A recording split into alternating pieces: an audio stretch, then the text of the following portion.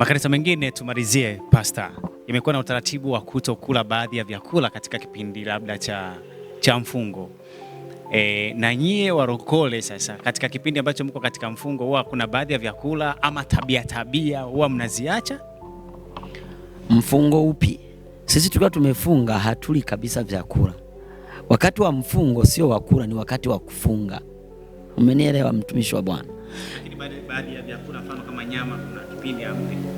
Unamaanisha sasa ule wakati wa Pasaka, ule wakati wa mateso sasa. Kwamba tusile nyama kwa sababu ni wakati wa mateso. Hapana, sisi tunakula nyama.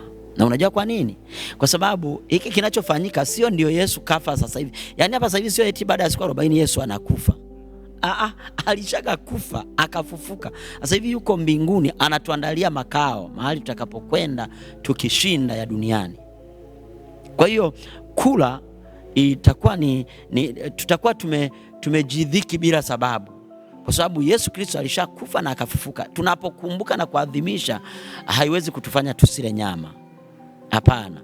Hiyo ya kusema tusile nyama itakuwa tu ni mtazamo tu na maamuzi tu kwamba jamani, sasa kwa sababu tunakumbuka mateso na ni huzuni tusile. Watu wanakubaliana, wanaacha kula, lakini sio kibibilia.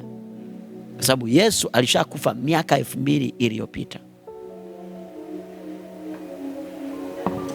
Yesu alishakufa miaka 2000 iliyopita. Nadhani umepata majibu kuhusiana na swali ambalo mimi binafsi lilikuwa linanisumbua. Kwa nini makanisa ya Pentekoste hawafungi kwa lazima? Mimi ni Jackson Wilson na nyuma ya kamera nilikuwa na Jacqueline, mtaalamu wa video. Mungu akubariki sana. Nadhani umeelewa.